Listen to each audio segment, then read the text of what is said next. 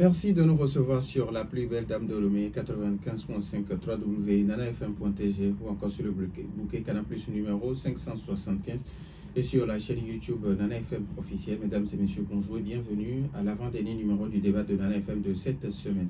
Pour s'assurer de la qualité des diplômes délivrés dans l'enseignement supérieur privé, le gouvernement togolais ne se contente plus des notations des différentes universités privées, mais il a mis le cap sur une uniformisation de la formation donnée dans ces différents centres de transmission du savoir scientifique et universitaire. Quels sont les défis auxquels ces écoles d'enseignement supérieur font face dans notre pays? Pour aborder la question ce matin, nous recevons dans notre studio M. Innocent Kabara, il est président des universités vertueuses du Togo. Monsieur le Président, bonjour. Oui, bonjour. Alors, merci d'avoir accepté notre invitation parce que ça fait un bon temps. Mais c'est toujours un plaisir d'être avec vous et ça, vous le savez. Alors, les auditeurs, vous avez donc la possibilité d'intervenir dans ce débat sur nos deux numéros 91 09 71 71 ou le 96 61 58 58. Je suis Norbert Douadi et Nestor Gloire sur la mise en onde. Une fois encore, merci pour votre fidélité d'écoute à Nana FM. Alors, avant d'entrer dans le vif du sujet qui nous réunit ce matin, la rédaction d'un projet entrepreneuriat est désormais inscrite dans le programme de cours de français dans les classes de terminale. Et puis, c'est dans le nouveau programme APC des terminales qui rentre en vigueur cette année. Quelle appréciation vous faites de cette nouveauté? C'est une très bonne chose. Moi, je pense même qu'il faut mettre ça à partir de la classe de seconde parce qu'il y a des gens qui, après le bac, après le BEPC, qui ne continuent pas, qui ne font pas de longues études. Je pense qu'il faut revoir. C'est même le lieu d'abord de féliciter le ministre Kokoroko pour l'ensemble de ses réformes. Quand quelque chose est bon, il faut le dire. Je pense que c'est un monsieur qui, depuis qu'il est à la tête de ce ministère, on sent que les choses bougent. Et si vous voyez un peu notre classement par rapport à un certain nombre d'indicateurs sur le plan international, on a fait un progrès incroyable. Et actuellement, avec le nouveau ministre aussi de l'enseignement technique, M. Isaac Tiakbi, je crois que nous sommes sur la bonne voie. Donc, l'entrepreneuriat, c'est très important. C'est véritablement important. Il faut qu'on puisse leur donner les notions d'entrepreneuriat déjà à partir de la classe de seconde pour que ceux qui décrochent au moins puissent avoir un minimum afin de s'insérer plus facilement sur le terrain. Parce qu'il y en a qui sont très scolaires, mais quand ils vont sur le terrain, ceux qui ne sont pas scolaires, des fois, les dépassent. Donc, ce n'est pas une question d'accumuler de bonnes notes dans la classe. C'est une question de qui a les compétences pour aller sur le terrain, pour développer tel ou tel projet. Mais si vous n'avez pas la culture entrepreneuriale, même la culture financière, comment utiliser l'argent, il y a beaucoup d'entrepreneurs, ils ont de bonnes idées. C'est des gens qui ont beaucoup d'initiatives, ils sont organisés, mais ils ne savent pas gérer l'argent. Ou soit, bon voilà, donc il y a un certain nombre de choses qu'on met dans le cours entrepreneurial qui vous permettent d'aller sur le terrain et de pouvoir vous défendre même si vous ne faites pas de très grandes études. Parce qu'au finish, en réalité, en fonction de la filière que vous avez choisie, il y a des filières qui sont véritablement des filières courtes. Tout de suite, vous pouvez aller sur le terrain de l'emploi. Il y a des filières qui sont des filières longues. C'est pour faire peut-être l'enseignement ou pour apporter votre expertise. Mais on vous verra rarement sur le terrain puisque vous faites partie de ceux qui conçoivent. Alors, la question qui se pose, est-ce que les enseignants sont même aguerris de donner ces cours-là? Est-ce que les enseignants ont des notions sur la rédaction d'un projet d'entrepreneuriat? Je pense que s'ils l'ont mis au programme, c'est qu'ils ont pris les dispositions pour former les gens à la base. Donc, l'approche par compétence est une très bonne chose. Il y a un certain nombre de pays qui sont déjà à l'approche par compétence. Vous savez, nous, on l'utilise. On l'utilise depuis fort longtemps. D'abord, quand vous voulez bâtir un programme, il faut d'abord savoir quel est le profil de sortie que vous voulez. Quelles sont les compétences que vous voulez donner à quelqu'un. Ce n'est pas une question d'accumuler les connaissances. À la sortie, qu'est-ce qu'il devient? Quelles sont les compétences que vous voulez lui donner? Donc, en réalité, c'est ça. Donc, s'il y a des choses qui manquent et le ministère a décidé d'ajouter une unité d'enseignement, c'est parce qu'ils ont fait peut-être une étude qui leur a montré que non, les enfants ont besoin quand même de quelques compétences en culture d'entreprise, comment entreprendre, comment gérer une entreprise, comment faire un prévisionnel, comment faire un business plan, comment gérer une équipe de projet, comment aller sur le terrain, comment vendre. Et actuellement, on parle du digital. Donc, non seulement comment vendre, mais comment vendre aussi en ligne. Donc, c'est des petits... C'est ce que les anglophones appellent les skills. C'est des petites compétences qui, vues comme ça paraît anodin. Mais quand vous les avez, vous faites la différence entre ceux qui sont uniquement théoriques. Alors, le Nigeria a récemment levé la suspension des diplômes délivrés par des universités du Togo et du Bénin. En effet, la suspension de ces diplômes fait suite à une enquête qui a relevé que de nombreux étudiants nigériens en mobilité au Togo et au Bénin avaient obtenu des diplômes sans suivre des cours ni passer des examens. Et selon les chiffres avancés par le Nigeria, plus de 22 000 certificats délivrés à des Nigériens par ces pays étaient faux, dont la majorité, soit 21 000 pour le Bénin et 1000 pour le Togo. Alors, comment est-ce que vous expliquez cette situation? Non, d'abord, il faut relever là, permettez-moi d'être assez clair sur ce sujet et assez dur envers le gouvernement du Nigeria. C'est du n'importe quoi qu'ils sont en train de faire. Nous aussi, nous pourrons sortir des communiqués. Au Nigeria, on fait plus de faux. Ici, il n'y a pas de faux diplôme en tant que tel. Par rapport à ce sujet-là, il n'y a pas de faux. Ils sont venus, ils ont fait une enquête. La restitution, c'est carrément autre chose qu'ils sont partis dire. C'est là où on voit l'amateurisme du gouvernement du Nigeria. C'est vraiment de l'amateurisme. Vous êtes venus, la restitution doit être fidèle à ce que vous avez vu. Ici, on leur a bien dit que même si vous n'êtes pas les universités, eux, qu'est-ce qu'ils ont fait dans leur rapport? Très simple, ils ont considéré juste les universités d'État. Même le rapport, moi, je l'ai lu. Donc, pour eux, c'est seulement les universités d'État qui ont de l'agrément, non?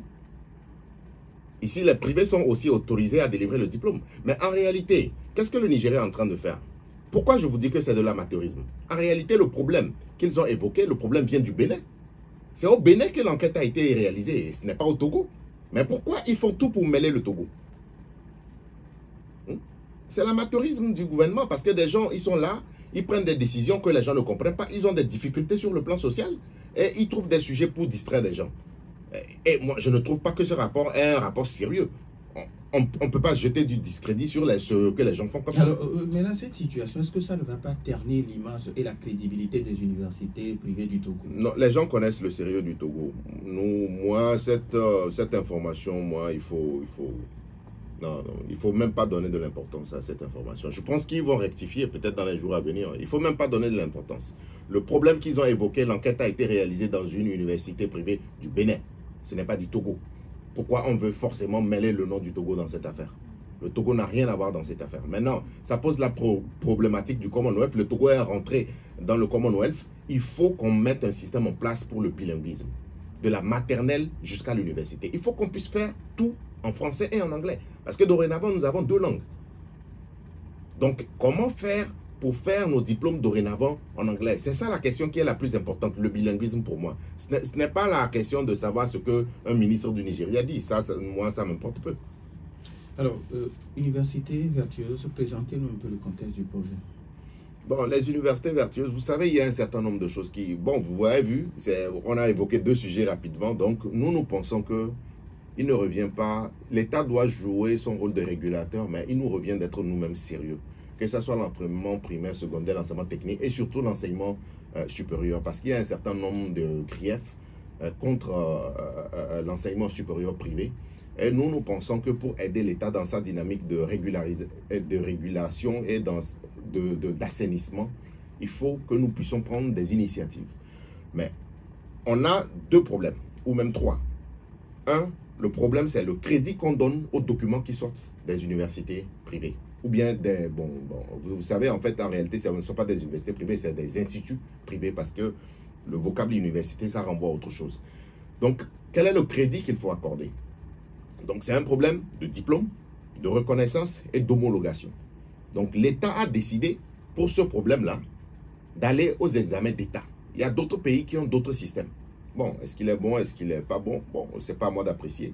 Mais vu qu'ils ont décidé qu'on aille aux examens d'État, peut-être pour régler ce problème, nous pensons que ces examens d'État sont bénéfiques. Parce que les parents qui investissent, le diplôme qui sera sorti, c'est un diplôme délivré par l'État. Donc, il n'y a plus de suspicion sur ce diplôme-là. On est d'accord? Donc, et le modèle qu'ils sont en train de choisir, c'est quand même un bon modèle. Moi, je parle en mon nom. C'est quand même un bon modèle parce qu'il y a la moitié qui est faite chez vous et il y a la moitié que l'État doit venir faire. Ceux qui sont, par exemple, habitués au programme français, c'est ce qui se fait. Parce que la moitié de l'évaluation est faite en salle. Donc, on prend en compte le contrôle continu. Et après, il y a une évaluation finale. C'est le même modèle que nous voulons faire pour la licence et le master. Donc, moi, je trouve personnellement que ce modèle est bon, puisqu'il y a une bonne partie qui est faite en évaluation continue, et il y a une autre partie qui est faite et le diplôme, il est délivré. Donc, plus question de reconnaissance et d'homologation. Ça facilite le déplacement de nos apprenants à l'extérieur. Ça facilite leur inscription dans des universités européennes. Ça facilite la reconnaissance au niveau des employeurs. Ça facilite l'intégration au niveau de la fonction publique. Donc, il y a quand même beaucoup plus d'avantages que d'inconvénients. Certes, il y aura des inconvénients. Comment ça sera fait? Est-ce que toutes les filières seront prises en compte? Il y a d'autres questions que nous posons. Et comment on va l'organiser? Sinon, en réalité, quand vous voyez ce qu'on nous a dit, c'est quand même assez intéressant. Le second problème, c'est un problème de culture et de gouvernance. Parce qu'il y a des gens qui n'ont pas de bonnes pratiques. C'est comment régler la question de bonnes pratiques. Donc, il faut aller à un référentiel. Et nous, au niveau des universités vertueuses, nous avons déjà notre référentiel. Donc, nous sommes créés pour nous autoréguler. D'abord, nous autoréguler parce que ce qu'on nous demande de faire, nous savons ce qu'il faut faire. C'est pour ça que nous nous sommes décidés de nous mettre ensemble. Nous sommes 3. Nous sommes l'IAEC a pris le lead avec 2 nouvelles universités qui viennent, deux nouveaux instituts qui viennent à peine d'être créés. Et nous, pour faire partie des universités vertueuses, il faut accepter un engagement simple. Faire les inscriptions à temps, envoyer la liste au ministère pour qu'il n'y ait pas des gens qui, on ne sait pas par quelle alchimie ils sont arrivés, mais ils ont eu un diplôme. Faire les évaluations à temps, respecter le calendrier du ministère, avoir un système informatique qui permet de sécuriser tous les documents que vous donnez, faire l'auto-évaluation et accepter participer aux examens d'État. Donc, ne viens pas aux universités vertueuses qui veut. Mais maintenant, plus qu'une association, parce que c'est une association, plus qu'une association, nous voulons être un label. Nous voulons même être un label qui rivalise le CAMES. Parce que le CAMES, c'est quoi? C'est 2 ou 3 évaluateurs où on ne sait pas ce qui se passe. Ils peuvent donner leur appréciation. Est-ce qu'ils ont eu quelque chose? Est-ce qu'ils n'ont pas eu quelque chose? On ne sait pas. Donc, nous voulons avoir un système d'accréditation, d'auto-évaluation, parce qu'au niveau de l'auto-évaluation, c'est vous-même qui vous auto-évaluez. Donc, ce n'est pas quelqu'un qui vient le faire. Et le résultat peut être communiqué pour que les gens sachent ce que vous faites. Donc, nous avons déjà notre référentiel, qui est un référentiel quand même assez important et que nous avons comparé par rapport à celui du CAMES. Et nous avons l'ambition de nous imposer non seulement au Togo, mais dans la sous-région. Donc, les universités vertueuses, c'est notre ambition de faire un label de qualité qui va s'imposer non seulement au Togo, mais partout dans la sous-région. Alors, on sait que les instituts d'enseignement supérieur jouent un rôle on ne peut plus capital parce qu'au Togo, nous n'avons que 2 universités, l'université de Lomé et l'université de Kara. Alors, quels sont les défis auxquels ces instituts d'enseignement supérieur sont confrontés? Oui, j'ai eu déjà... À parler de filières. Oui, les filières non homologuées, un problème de parcours irrégulier. Par exemple, vous faites le droit, mais vous venez dans ces universités, après vous voulez faire la gestion des ressources humaines alors que vous n'avez pas de prérequis. Donc après, quand ça va au ministère, ça a des problèmes d'homologation. Ou vous acceptez des gens qui n'ont pas de dossier, ou vous laissez, vous êtes un peu laxiste, vous n'avez même pas une structure d'examen. Les examens, quand vous les faites, il n'y a pas d'anonymat. Donc, ce n'est pas très bien organisé. Donc, le ministère ne veut pas donner du crédit à ce que vous faites. Ou il y a un problème de gouvernance carrément. Donc, comment on gère une université? Parce que vous pouvez être spécialiste d'un domaine, mais ne pas maîtriser la gestion universitaire. Donc, la gestion universitaire aussi, ça s'apprend. Donc, voilà les défis auxquels nous sommes confrontés. La sécurisation de tous les documents, un système informatique, sécuriser les documents, et être performant sur un certain nombre de filières parce que c'est la compétence que vous devez donner aux gens. Même la création d'un certain nombre de filières parce que vous allez voir que le marché de l'emploi est saturé. Pourquoi? Parce que même quand les nouveaux viennent, ils créent les mêmes filières. Normalement, on doit les orienter vers de nouveaux marchés. On doit les orienter parce que sinon, vous allez former des chômeurs. Donc, voilà un peu les défis auxquels nous sommes confrontés. Il y a un problème aussi de laboratoires, comment financer les laboratoires. Et je pense que si nous sommes des universités vertueuses, nous prenons l'engagement d'accompagner l'État dans l'assainissement. Et si nous sommes sérieux, après, il peut y avoir un partenariat public-privé pour que l'État puisse accompagner également les écoles. Quand vous allez au Gabon, quand vous allez en Côte d'Ivoire, l'État accompagne financièrement les écoles. Hein, ils sont reconnus, ils ont un statut d'utilité publique, ils sont accompagnés, on ne les considère pas comme une entreprise. Voilà un peu les challenges auxquels nous sommes confrontés, les universités sont confrontées. Et nous voulons travailler sur le dossier, par exemple, il y a un dossier épineux qui est le dossier de la CNSS. Il y a le dossier des fiscs. On ne peut pas considérer une école parce que l'école, c'est un domaine régalien de l'État, on vient pour aider l'État. Il faut qu'on nous reconnaisse un statut d'utilité publique avec des engagements, avec un sérieux. Et comme ça, l'État pourra nous aider, un peu comme au Gabon, un peu comme en Côte d'Ivoire, à avoir des financements, parce qu'il faut financer les écoles. Vous ne pouvez pas demander aux gens d'être sérieux si vous ne mettez pas les moyens à leur disposition pour qu'ils soient sérieux. Alors, il y a un auditeur qui dit, normalement, il faut, c'est par rapport, selon lui, par rapport à l'accréditation, on ne doit pas accréditer, monsieur, madame, tout le monde pour pour créer un institut d'enseignement supérieur. Non, je pense qu'on fait une petite confusion parce que il y a d'abord la création, on vous donne un agrément. Si vous remplissez les conditions, parce que les conditions sont là, si vous remplissez les agréments, on vous dit, ben, écoutez, vous nous avez demandé, c'est vous, monsieur, tant, vous avez créé telle entreprise, vous voulez faire tel genre de formation, nous vous autorisons à le faire. Maintenant, après, les documents que vous délivrez, est-ce qu'ils sont reconnus? En réalité, c'est ça la question. Donc, c'est pour ça que l'État veut aller dans une logique d'examen d'État où, quand vous faites la même filière, dans tous ces instituts, c'est le même programme. Parce que d'un institut à l'autre, il y a une différence. Je ne sais pas si vous voyez. Donc, il faut que ce soit un programme harmonisé. Et l'État est en train de faire un travail. Actuellement, nous avons 65 programmes qui ont été validés. Non, pas encore validés à l'étude, mais qui ont été harmonisés. Je pense qu'on va passer à 69. Et il y aura rapidement une séance. On va consulter d'abord les instituts et après, il y aura la validation pour que ces programmes soient mis à la disposition des écoles pour cette nouvelle rentrée.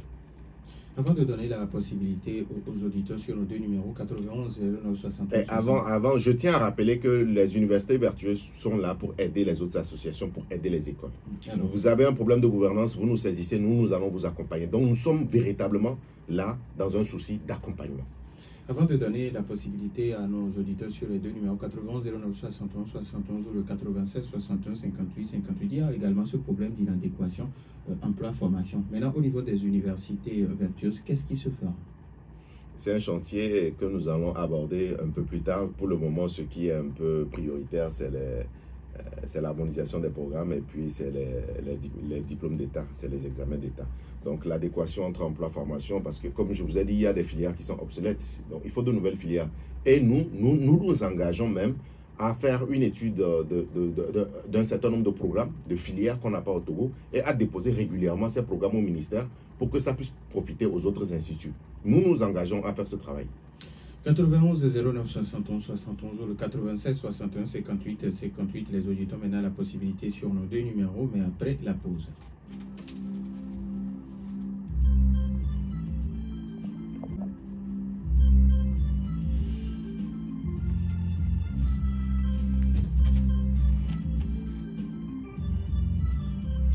« 91 09 71 71 ou le 96 61 58 58. Nous avons déjà un premier auditeur en ligne. Nana FM, allô? Oui, allô? Oui, bonjour.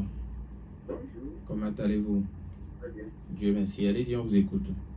C'est monsieur Thierry. Monsieur Innocent Kagwara. Innocent Kagwara. Bon,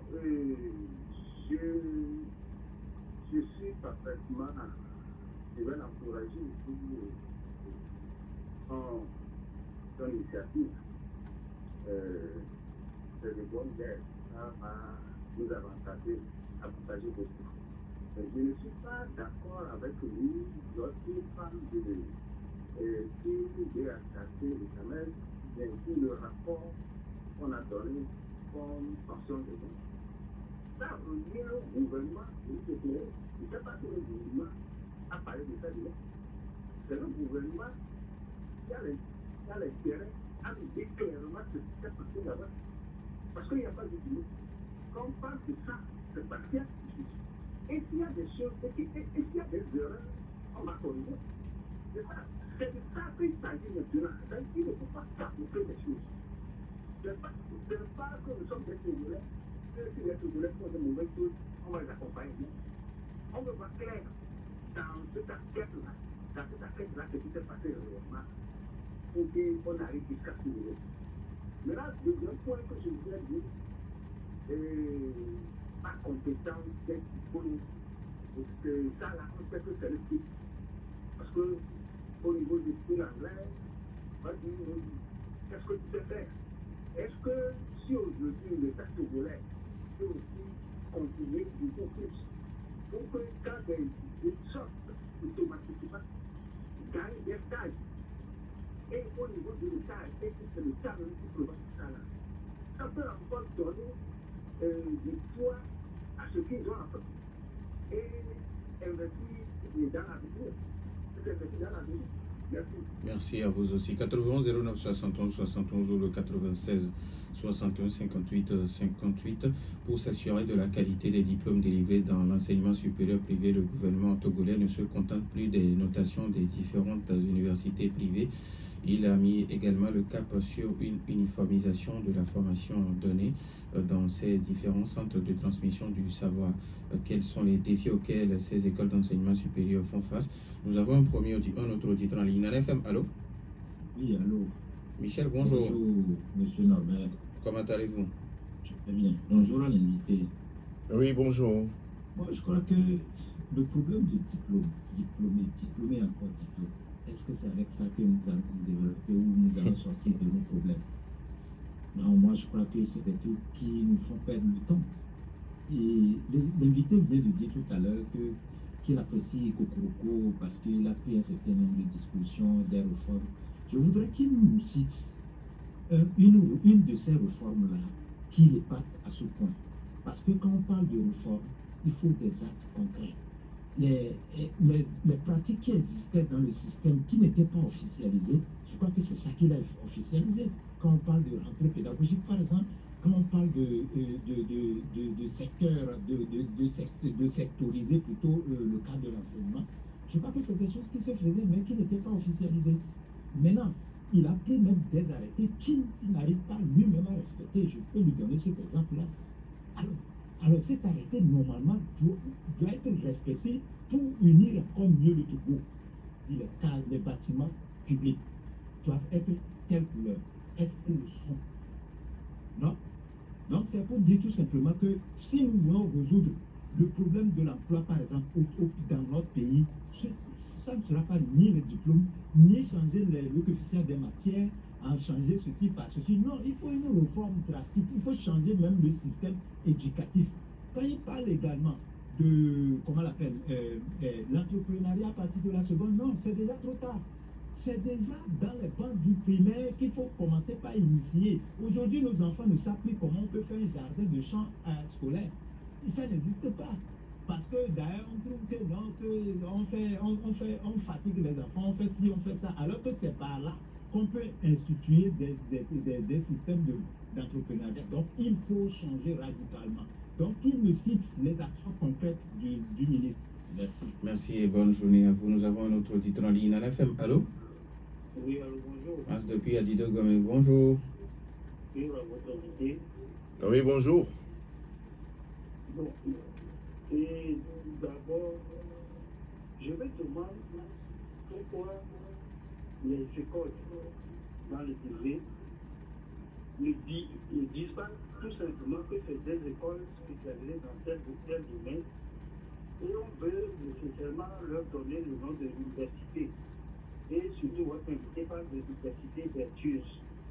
Je ne sais pas ce que vertueuse signifie dans la pédagogie. Et deuxièmement, il s'est insurgé tout à l'heure contre les revendications bien, les observations qui sont faites par le Nigeria à propos des faux diplômes. Ce n'est pas une spécialité togolaise. Les faux diplômes, ça pilule partout. Et pour en fabriquer, il est plus facile quand on est dans une école privée d'en fabriquer, parce que quand il s'insurge par ces observations, pourquoi maintenant l'État a pris des décisions pour mieux organiser ces écoles supérieures au Togo? Je voudrais savoir, est-ce que l'invité faisait partie de ceux qui ont mené les enquêtes? Merci, bonne journée. Merci et bonne journée à vous aussi. Nan FM, allô? Bonjour. Monsieur Basile, comment allez-vous? D'accord. Allez-y, on vous écoute. Kabara, non, monsieur Kabara. Oui, oui.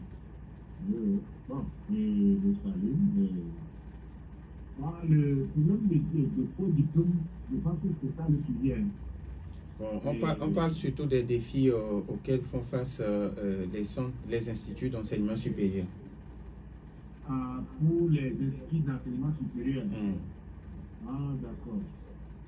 Bon, je ne sais pas comment ça a commencé, et que les instituts d'enseignement supérieur, là, ils devaient être en symbiose avec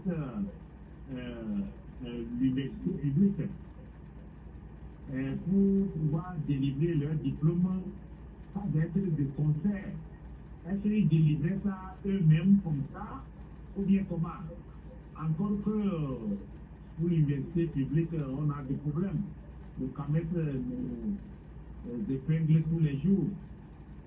Je pense qu'ils doivent faire un travail vraiment de concert pour que quand même le Togo, qui était jadis le pays qui a été dans les autres pays pour enseigner tout ça là, comme on a voulu diminuer l'enseignement chez nous, aujourd'hui, je vous assure, on ne peut plus rien, parce que les gens ont vu que c'est dans ça qu'ils peuvent nous faire arriver. Vous voyez ça? Ça ne fait pas bonne presse pour notre pays. Merci à vous aussi. Alors, Président, nous allons donner la possibilité, vous donner la possibilité de répondre. Est-ce que nous avons un autre auditeur? Nana FM, allô? Bonjour, mon directeur. Papa Sibiti, comment allez-vous? Bonjour, mon président. Oui, bonjour, Papa Sibiti. Aujourd'hui, nos parents qui sont partis ne connaissaient pas l'université. Aujourd'hui, nous avons des universités supérieures, universités et privées. Ce qu'il faut, moi, je reste respecté. C'est un conseil que les études soient sous la bannière de l'État. Le ministre de l'enseignement supérieur, il n'y a pas de gens. On n'est pas pendant les universités doivent se mettre sous les diplômes pour que l'État délivre et surveiller pour qu'il n'y ait pas des faux diplômes parce que toutes les universités ne sont pas les mêmes. L'université du PPD, Camara et Jean-Marie, mon oncle, l'ancien directeur de l'ancien PPD de l'université, c'est pas comme ça les autres. Merci beaucoup. Merci à vous aussi, Papa Sibiti. Nous prenons le tout dernier auditeur. Nana FM, allô? Allô? Allô, bonjour. Oui, bonjour. Bonjour à l'invité, monsieur député Kapara. Alors, votre nom, s'il vous plaît? Je m'appelle monsieur Adamou. Monsieur Adamou, vous nous appelez de? Je vous appelle de Lomé, bien sûr, Lomé Zongo. Zongo, je suis actuellement là-bas. D'accord. Et moi, j'ai une autre, j'ai des préoccupations, et essentiellement sur la réforme de l'État dans le domaine du supérieur. J'ai fait IAEC, j'ai fait 3 ans là-bas, ma licence, ma maîtrise et mon master. Ça fait déjà plus de 10 ans. Et j'ai appris, comme moi et comme beaucoup d'autres personnes, on est dans un cas où il y a des soutenances à faire. Voilà, il y a des soutenances de mémoire à faire pour valider nos diplômes de maîtrise et master. Là, nous avons appris que l'État avait imposé à toutes les universités privées, aux instituts privés, comme le député l'a dit, l'État leur a fixé un délai que, passé ce délai, ceux qui n'ont pas soutenu leurs diplômes seront annulés. Mais je ne sais pas dans quel pays on est, où on peut annuler facilement un diplôme comme ça. Et je me suis interrogé à savoir, mais les instituts, comme le ministre, le député l'a dit, sont quand même des utilités et des écoles d'utilité publique. L'État doit les reconnaître comme aidant l'État. Donc le ministre ne peut pas, bien l'État ne peut pas décider d'annuler les diplômes de ceux qui n'ont pas soutenu. Et les instituts privés vont se taire et vont jouer le rôle de l'État. Eux aussi doivent quand même imposer à l'État des délais raisonnables, bien sûr, des délais pour que les diplômes des anciens étudiants ne soient pas annulés parce qu'ils n'ont pas soutenu. Merci. Quand vous travaillez déjà, bon, nous on travaille déjà, la plupart de nous travaillons et on a fait le cours du soir, travailler le matin, aller à l'école le soir, c'est pas facile, soutenir c'est une chose, mais quand même, annuler les diplômes. Merci beaucoup à M. Adamou. Je pense que l'invité a compris. Alors, Président, vous avez suivi. On va commencer avec M. Adamou qui parle des réformes de l'État en matière d'enseignement supérieur. Et il a évoqué une situation où on donne un délai aux instituts d'enseignement supérieur que les étudiants puissent se soutenir. Ces délais dépassés, ces diplômes seront annulés. Sûrement que vous devez être au courant du dossier. Non, je pense qu'il y a une confusion, mais je peux comprendre un peu ce qu'il est en train d'expliquer, mais il y a une confusion. Déjà, c'est pas l'État n'a pas décidé d'annuler parce que vous n'avez même pas le diplôme et c'est un écart. Vous ne pouvez pas avoir fait une école, normalement, la soutenance c'est une année après et on peut vous donner une dérogation spéciale. Donc, la personne, je crois, ne comprend pas très bien ce qu'elle-même, elle est en train de dire et c'est pour ça qu'il faut réguler. C'est pour ça qu'il faut réguler. Vous ne pouvez pas faire...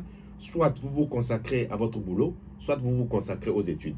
Vous ne pouvez pas faire une école, vous disparaissez, vous revenez quelques années après que vous allez soutenir. Vous n'êtes plus inscrit. C'est pour ça que l'État nous demande maintenant d'envoyer le nom des inscrits chaque début d'année. Donc le problème qu'il pose doit être réglé ailleurs.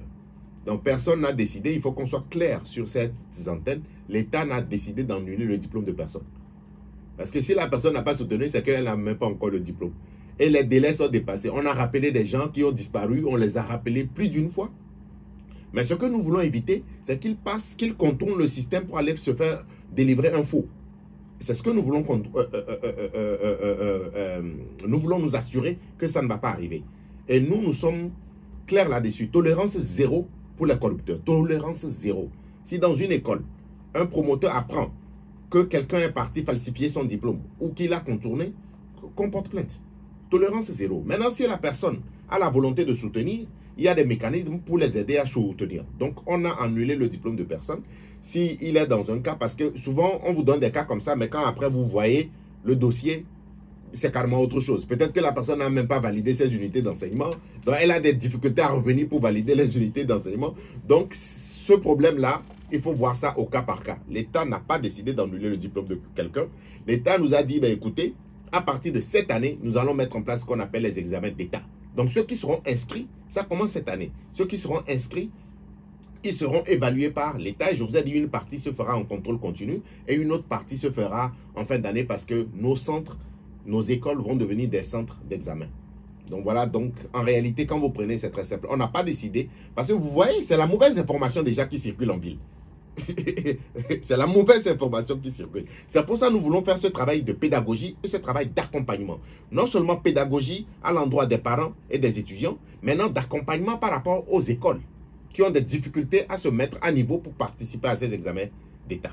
Alors, parlons de réforme Papa Sibiti qui souhaite que les institutions d'enseignement supérieur puissent travailler sous la bannière de l'État. Mais c'est ce qu'on fait déjà. La tutelle, c'est l'État et nous avons une direction d'enseignement supérieur qui essaie d'organiser un peu notre secteur. Donc, ça se fait déjà. Alors, Monsieur Basile qui vous demande comment se faisait la délivrance des diplômes avant de travailler en symbiose avec l'État. Avant Chaque école était libre de délivrer ses diplômes. Donc, vous faites... bon, il y a le BTS, mais le BTS est organisé, par exemple, par l'État. Et puis, maintenant, il y a la licence et le master. Maintenant, on a l'office du BTS est devenu l'office des examens nationaux, un truc comme ça. Donc, c'est eux qui sont chargés d'organiser non seulement le BTS, mais la licence et le master, d'après ce qu'on nous a dit.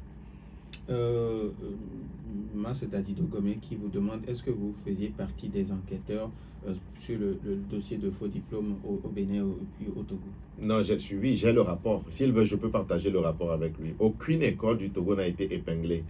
Ce qui s'est passé, c'est qu'il y a un journaliste du Nigeria qui est parti s'inscrire dans une école du Bénin. Moi, j'ai fait le Bénin. Le Bénin, c'est un problème. Ça existait depuis longtemps. Et en quelques semaines, il a obtenu une licence. En réalité, c'est de ça qu'il s'agit. Et je pense que vous aussi, vous l'avez suivi. Les enquêteurs l'ont dit clairement. Personne n'a été épinglé au Togo. Simplement que la mauvaise information qu'ils sont partis, eux-mêmes, ils ont interprété l'information parce que pour eux, Puisqu'il faut faire le distinguo entre institut d'enseignement supérieur privé et université. Pour eux, université, c'est eux qui ont l'agrément pour fonctionner. C'est comme ça qu'ils ont compris l'information, alors que c'est faux. Les instituts d'enseignement supérieur au Togo ont le droit de fonctionner. Donc, je connais très bien le dossier. Donc, on n'essaie pas de protéger quelqu'un. Je parle en mon nom, mais je connais assez bien le dossier. Alors, Mars Dadito Gomé qui pense que les instituts d'enseignement supérieur, on devait les catégoriser, peut-être dire école spécialisée dans tel domaine, dans tel domaine, dans tel domaine. C'est pour ça que nous demandons que le ministère prenne ses responsabilités. Les nouveaux qui vont s'installer, on ne doit pas leur donner les agréments dans des anciennes filières. On doit les orienter vers de nouvelles filières. On doit faire un travail pour voir quelles sont les nouvelles filières porteuses. C'est là où on doit les orienter. Parce qu'il ne sert à rien de continuer par donner les agréments dans les mêmes filières parce que tous ces gens-là, ils vont aller travailler où? L'État ne crée pas d'entreprise. Michel, qui pense que, vous l'avez si bien dit, que l'entrepreneur, ces cours de rédaction, d'entreprise, il faut commencer déjà à partir de la classe de seconde. Mais Michel qui pense qu'il faut commencer déjà à partir de l'école primaire. Primaire, oui. Bah oui, bon, ce qu'il dit aussi, c'est vrai, il a raison en fait. Sur ce plan, il a raison parce qu'en Chine, ils commencent même à partir du CP1. Eux-mêmes, ils font leur cuisine, ils lavent les toilettes, ils font beaucoup de travaux de main. Ce qui fait que déjà à partir de 6e, 5e, c'est vrai, ils vont à l'école, mais les après-midi, ils aident les parents. Et ils deviennent des professionnels d'un domaine. Donc, des fois, ils ne vivent pas de leur diplôme. Peut-être qu'il est enseignant d'histo-géo, mais peut-être qu'il est dans un truc de marbre ou il est dans un truc tissé qu'il a appris. Il a appris à faire les commandes, il a appris à gérer les employés, mais ces compétences-là, oui, il a en partie raison. Mais est-ce qu'on a les moyens de faire ça? Mais sinon, il a en partie raison. Alors, Michel qui pense également que les diplômes, c'est quelque chose, mais le plus important aujourd'hui, c'est de changer notre système éducatif.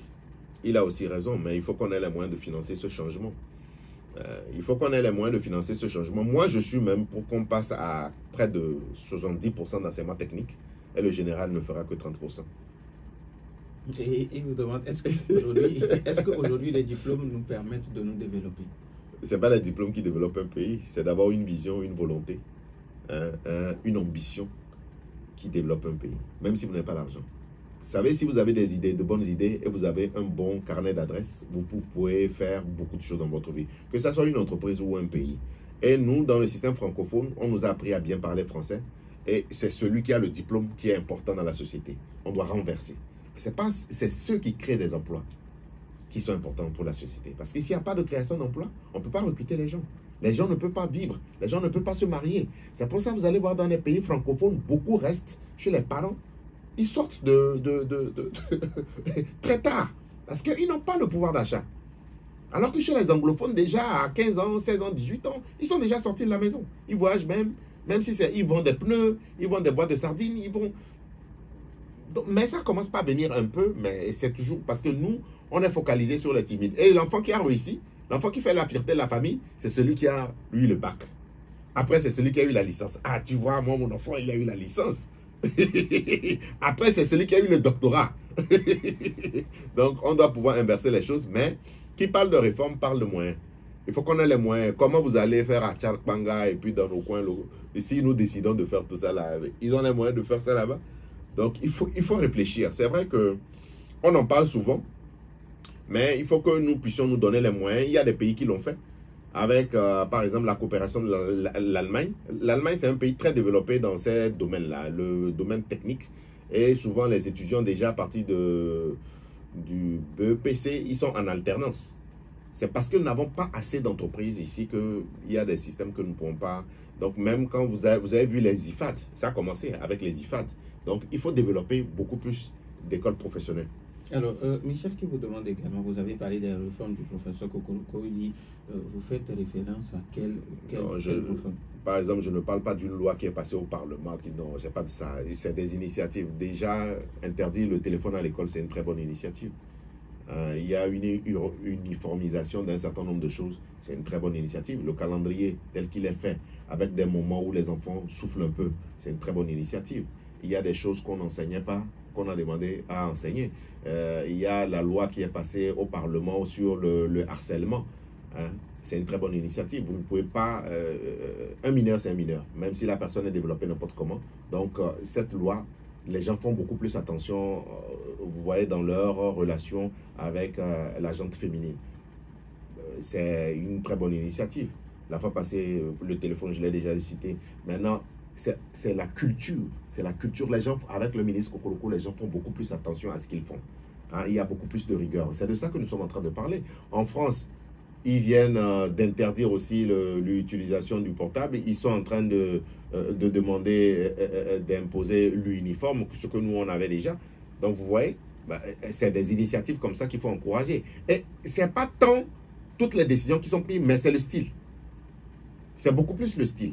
Maintenant, une grosse réforme de l'éducation, on l'attend. Il nous reste pratiquement 30 secondes et vous avez un message en guise de mot de fin. Comme je le dis, moi je crois en ce pays qui s'appelle le Togo. Nous sommes une nation leader dans le concert des nations et je crois que nous allons continuer ce leadership. Ce leadership, c'est au niveau étatique, c'est au niveau des entreprises, c'est au niveau des associations un peu comme les universités vertueuses et nous pensons que nous serons le lead pour un enseignement supérieur de qualité au Togo, dans la sous-région et dans le monde. Voilà notre ambition. Nous disons merci à M. Innocent Kagbara, président des universités vertueuses. Merci également à vous, chers auditeurs, pour votre fidélité d'écoute. Merci à Nestor Glo pour la mise en œuvre. Je suis Norbert Douadi. Bonne suite de nos programmes.